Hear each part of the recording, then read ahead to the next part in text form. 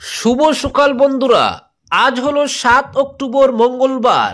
আজকের সকালের বরাক উপত্যকা তথা আসামের গুরুত্বপূর্ণ বিশেষ বিশেষ খবর হলো শিলচরে বহুচর্চিত ফ্লাইওভারের তথা এলিভেটেড করিডোর নির্মাণের সরকারি প্রক্রিয়া আরও এক ধাপ এগোলো। শিলচরে এলিভেটেড করিডোর অনুমোদন করল আসাম ক্যাবিনেট। সোমবার রাজ্য মন্ত্রিসভার বৈঠকে শিলচরে ফ্লাইওভার তথা এলিভেটেড করিডোর নির্মাণের সরকারি প্রস্তাবে প্রশাসনিক অনুমোদন দেওয়া হয়। মোট ব্যয় ধার্য হয়েছে 564.50 কোটি টাকা। শিলচরে যানজট সমস্যা হ্রাস করতে রাজ্য ক্যাবিনেট 2025-26 বর্ষের এসওপিডিজির অধীনে 306 নং জাতীয় সড়কের শিলচরে ক্যাপিটাল পয়েন্টের পাশে ট্রাক রোড থেকে রাঙ্গিরখাড়ি পয়েন্ট পর্যন্ত অংশে এলিভেটেড করিডোর নির্মাণের জন্য প্রথম পর্যায়ের অনুমোদন জানিয়েছে। 2025-26 অর্থবর্ষের এসওপিডিজির অধীনে এই প্রকল্পের মোট ব্যয় ধার্য করা হয়েছে 564.50 কোটি টাকা। এর মধ্যে 100 কোটি টাকা ধার্য হয়েছে জমি অধিগ্রহণের জন্য। 3.5 কিলোমিটার দৈর্ঘ্যের এই উড়াল সেতু শিলচরে সুষ্ঠু, নিরাপদ এবং দ্রুতগামী যাতায়াতের সুবিধা প্রদান করবে। এটা যাত্রীদের যাত্রার সময় হ্রাস করার পাশাপাশি যানবাহনের প্রদূষণ হ্রাস করে শহরের স্বচ্ছ এবং সবুজ পরিবেশ অক্ষুণ্ণ রাখতে সহায়তা করবে। সোমবার মুখ্যমন্ত্রী ডক্টর হিমন্ত বিশ্ব শর্মার পৌরোহিত্যে দিশপুরে লোকসেবা ভবনের সভাকক্ষে আসাম মন্ত্রী পরিষদের ক্যাবিনেট বৈঠক অনুষ্ঠিত হয়। এই বৈঠকে শিলচরে উড়াল সেতু সহ বিভিন্ন গুরুত্ব প্রস্তাব অনুমোদন করা হয়। বৈঠকে রাজ্য ক্যাবিনেট রাজ্যের মেডিকেল কলেজ এবং ডেন্টাল কলেজের সংশোধনী বিধি 2017 অনুমোদন জানানো হয়েছে। বিধি 3.1 সংশোধনী অনুযায়ী যেসব আবেদনকারী আসামের স্থায়ী বাসিন্দা কিন্তু আসামের বাইরে অধ্যয়ন করছেন তাদের রাজ্য কোটার অধীনে ভর্তির জন্য যোগ্যতা প্রদান করা হবে। যদি তাদের 3 প্রজন্ম আসামের স্থায়ী বাসিন্দা হন তা সংশ্লিষ্ট জেলা শাসকের দ্বারা প্রমাণ করতে হবে। রাজ্য ক্যাবিনেট বাতিল করেছে বিধি 3.1 গ বিধি। এতে সপ্তম শ্রেণী থেকে দ্বাদশ শ্রেণী পর্যন্ত আসামে বাধ্যতামূলক অধ্যয়নের শর্ত ছিল। এই শর্তটি বাতিলের প্রস্তাব করা হয়েছে কারণ এই বিধির কারণে রাজ্যের বাইরে অধ্যয়ন করা আসামের প্রকৃত যোগ্য প্রার্থীরা বঞ্চিত হচ্ছিলেন। অরুণাচল প্রদেশের মরান জনগোষ্ঠী রাজ্য কোটার অধীনে আসামে এমবিবিএস এবং বিডিএস পাঠ্যক্রমে ভর্তি হতে পারবেন।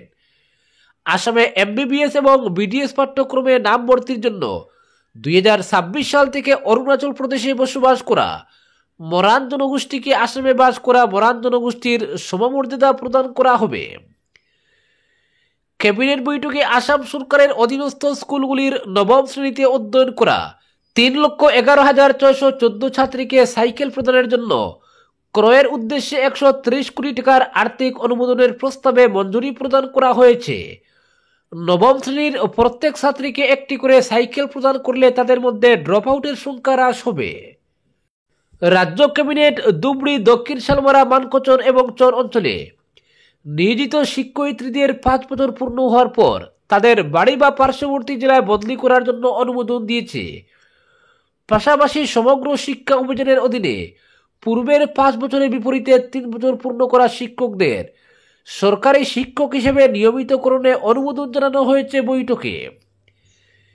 এনপিএস এর অধীনে অন্তর্ভুক্ত করা আসাম সরকারের কর্মচারীদের জন্য রাষ্ট্রীয় পেনশন ব্যবস্থার অধীনে বিকল্প হিসেবে ইউনিফাইড পেনশন প্রকল্প প্রবর্তনের জন্য ক্যাবিনেট অনুমোদন জানিয়েছে। এই প্রকল্প বৃদ্ধাবস্থায় সুরক্ষার ক্ষেত্রে কর্মচারীদের উপকৃত করবে। রাজ্য ক্যাবিনেট 1231 মাস্টার রোল, ক্যাজুয়াল এবং ফিক্সড পে কর্মীদের ন্যূনতম বেতন স্কেল প্রদানে অনুমোদন জানিয়েছে। সাধারণ প্রশাসন বিভাগের অধীনে নিয়োজিত 99 জন চতুর্থ শ্রেণীর কর্মচারীকে পূর্ব থেকে কার্যকর 16,400 টাকা সহায়ক ভাতার সমহারে ফিক্সড পে বৃদ্ধিতে অনুমোদন প্রদান করা হয়েছে। 2025 সালের আজ থেকে প্রদেয় অরুণোদয় 3.0 প্রকল্পের অধীনে পঞ্চায়েত এবং গ্রাম উন্নয়ন বিভাগের আসাম রাজ্যিক জীবিকা অভিযানের 10,186 কমিউনিটি ক্যাডারকে অরুণোদয় হিতাধিকারী হিসেবে অন্তর্ভুক্ত করার অনুমোদন জানিয়েছে ক্যাবিনেট। এর জন্য অতিরিক্ত ব্যয় হবে প্রতি মাসে 1.27 কোটি টাকা। আসাম সরকার তামিলনাড়ুতে মৃত্যু হওয়া 9 জন ব্যক্তির পরিবারকে তাদের কাজ করা কোম্পানি থেকে প্রাপ্য ক্ষতিপূরণ ছাড়াও মুখ্যমন্ত্রীর ত্রাণ তহবিল থেকে আর্থিক সাহায্য হিসেবে 5 লক্ষ টাকা করে প্রদান করবে। অপরদিকে বহির্রাজ্যে মৃত্যু হওয়া আসামের মানুষের দেহ স্বগৃহে ফিরিয়ে আনতে পদক্ষেপ রাজ্য সরকারের। শ্রদ্ধাঞ্জলি প্রকল্পের উদ্বোধন মুখ্যমন্ত্রী ডক্টর হিমন্ত বিশ্ব শর্মা সোমবার দিশপুরে লোকসেবা ভবনের সভাকক্ষে আয়োজিত এক গাম্ভীর্যপূর্ণ অনুষ্ঠানে বহির্রাজ্যে মৃত্যু হওয়া আসামের লোকদের নশ্বর দেহ মর্যাদা সহকারে স্বগৃহে আনার বিশেষ এবং সংবেদনশীল পদক্ষেপ হিসেবে শ্রদ্ধাঞ্জলি প্রকল্পের উদ্বোধন করেন। রাজ্যের বাইরে কম বেতনে কর্মরত বা অধ্যয়নরত আসামের মানুষের মৃত্যু হলে নশ্বর দেহ আইনগত এবং সম্মানজনকভাবে এনে পরিবারকে হস্তান্তরের জন্য এই প্রকল্পের মাধ্যমে আসাম সরকার সম্পূর্ণ সহায়তা করবে। এ উপলক্ষে আয়োজিত অনুষ্ঠানে মুখ্যমন্ত্রী বলেন, বহির্রাজ্যে কর্মসূত্রে যাওয়া আসামের মানুষের কোনো কারণে মৃত্যু হলে তাদের পার্থিব শরীর শ্রদ্ধা সহকারে আসামে বা নিজ পরিবারে ফিরিয়ে আনার জন্য একটি বিশেষ প্রকল্প গ্রহণ করা হয়েছে। রাজ্যের সাম্প্রতিক পরিস্থিতির পরিপ্রেক্ষিতে গত 1 অক্টোবরের পরিবর্তে সোমবার সেই প্রতিশ্রুতি অনুযায়ী জনতার সেবার জন্য আসাম সরকার এই প্রকল্প চালু করেছে। এই প্রকল্প চালু হওয়ার আগেও রাজ্য সরকার আনুষ্ঠানিকভাবে এই বিশেষ সেবা প্রদান করেছে বলে উল্লেখ করে তিনি বলেন, চলতি বর্ষে 24 জন আসাম সন্তানের পার্থিব শরীর আসাম সরকার শ্রদ্ধা সহকারে রাজ্যে ফিরিয়ে এনেছে। তিনি আরও বলেন, সোমবার থেকে এই সেবা আনুষ্ঠানিক রূপ লাভ করেছে। আসামের বাইরে অধ্যয়ন করতে যাওয়া বিশ্ববিদ্যালয় বা অন্য শিক্ষা প্রতিষ্ঠানের ছাত্রছাত্রী বা কর্মসূত্রে বাইরে কম বেতনে কাজ করা আসাম সন্তানদের জন্য এই প্রকল্পটি প্রযোজ্য হবে। এই প্রকল্প অনুযায়ী বহির্রাজ্যে কারো মৃত্যু হলে তাদের পরিবার নির্দিষ্ট নম্বরে রাজ্য সরকারের সঙ্গে যোগাযোগ করতে পারবে। মৃত্যুর ঘটনা সংক্রান্ত তথ্য দিতে চাওয়া ব্যক্তি পুলিশ নিয়ন্ত্রণ কক্ষের হেল্পলাইন নম্বর 112, বিশেষ শাখার নিয়ন্ত্রণ কক্ষের নম্বর 0361-238-1511 ফোন করতে পারবেন। পাশাপাশি সেবা সেতু পোর্টাল ব্যবহার করা ছাড়াও 9181014888 নম্বরে হোয়াটসঅ্যাপ যুগে জানানো যাবে। মুখ্যমন্ত্রী বলেন, মৃত্যুর ঘটনা সংক্রান্ত তথ্য দিতে চাওয়া ব্যক্তি রাজ্য সরকারের মুখ্য সচিব বা মুখ্যমন্ত্রীর কার্যালয়ে অবগত করতে পারবেন। তিনি বলেন, মৃত্যু সাধারণত 2 ধরনের হয়, এক স্বাভাবিক মৃত্যু এবং অন্যটি অস্বাভাবিক মৃত্যু। এই প্রকল্পটির একটি বিশেষ লক্ষ্য হচ্ছে, যদি কোনো আসাম সন্তানের রাজ্যের বাইরে মৃত্যু হয় এবং বিভিন্ন মেডিকেল লিগেল কারণে মৃত্যু হয়, হত্যা কিংবা দুর্ঘটনা সংঘটিত হলে ভুক্তভোগী পরিবারকে সব আইনগত সহায়তা প্রদান করতে হয়, তা আসাম পুলিশের বিশেষ শাখা প্রদান করবে। প্রয়োজন সাপেক্ষে সরকারের দায়িত্বশীল পুলিশ আধিকারিক সেই রাজ্যে গিয়ে হলেও পার্থিব শরীর সসম্মানে ফিরিয়ে আনবেন। এর জন্য নিশ্চিতভাবে প্রবাসী অসমীয়রা সহায়তার হাত বাড়িয়ে দেবেন। মুখ্যমন্ত্রী জানান, রাজ্য সরকারের গ্রহণ করা বহু উল্লেখযোগ্য প্রকল্পের মধ্যে এটি একটি অন্যতম গুরুত্বপূর্ণ প্রকল্প। তিনি বলেন, সিকিউরিটি গার্ড হিসেবে বহির্রাজ্যে কর্মরত যুবক যুবতীদের মৃত্যু হলে একটি নশ্বর দেহ ফিরিয়ে আনতে প্রায় 40-50 হাজার টাকা খরচ হয়। এর ফলে বহু ক্ষেত্রে পিতামাতা শেষবারের মতো সন্তানকে দেখা থেকেও বঞ্চিত হন, কারণ নিজে গেলেও 40-50 হাজার টাকা খরচ হয়, নশ্বর দেহ ফিরিয়ে আনতেও 40-50 হাজার টাকা খরচ হয়। এই শ্রদ্ধাঞ্জলি প্রকল্পটি সেই সব ভুক্তভোগী পিতামাতাকে সামান্য হলেও স্বস্তি এবং সান্ত্বনা প্রদান করবে।